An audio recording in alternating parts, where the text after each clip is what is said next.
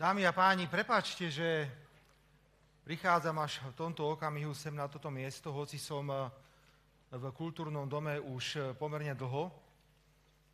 Nepatrí sa pekné oslavy kaziť politikov, ale musím niečo na úvod povedať, kvôli čomu teraz meškám niekoľko minút.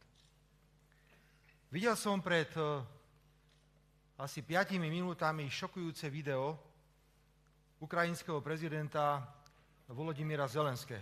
Діємо, що одна особа в Євросоюзі не буде блокувати 90 мільярдів або перший транш 90 мільярдів і у українських воїнів буде зброя. Інакше дамо адресу цієї особи нашим Збройним силам, хлопцям нашим, нехай вони йому дзвонять і з ним спілкуються своєю мовою.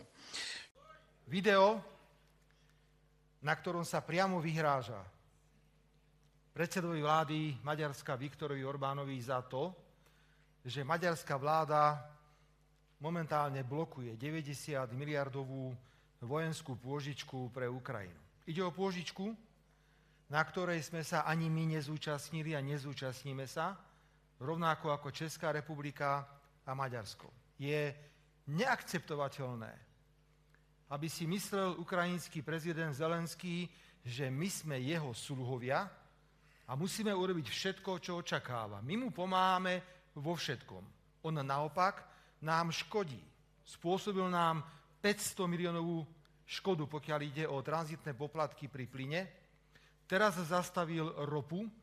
Tvári sa, že ropovod je poškodený, hoci satelitné snímky jasne potvrdzujú, že to tak nie je.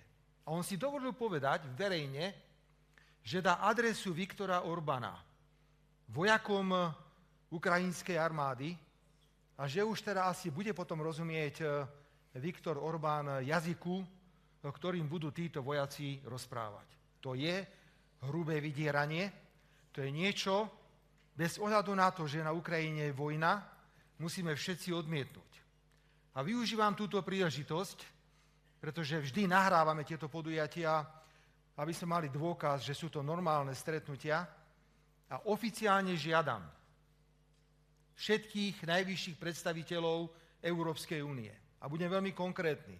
Predsedničku Európskej komisie Uršulu von der Leyen, predsedu Európskej rady Antonia Koštu, ale aj tzv. Ministerku zahraničných vecí Európskej únie Kaju Kalasovú, aby sa dištancovali od týchto nehoráznych, vydieračských vyhlásení ukrajinského prezidenta Volodymyra Zelenského. Prekročil všetky červené čiary a my sa ako suverénna krajina musíme ozvať. Musíme sa ozvať, hoci nemáme ani veľké armády, nemáme ani veľkú ekonomickú silu, ale máme svoju suverenitu, máme svoju hrdosť a takéto správanie principiálne odmietame. Nech tento odkaz ide odtiaľto z Bratislavy, z hlavného mesta Slovenskej republiky, do celej Európy a do celého sveta. Ďakujem, že som mal možnosť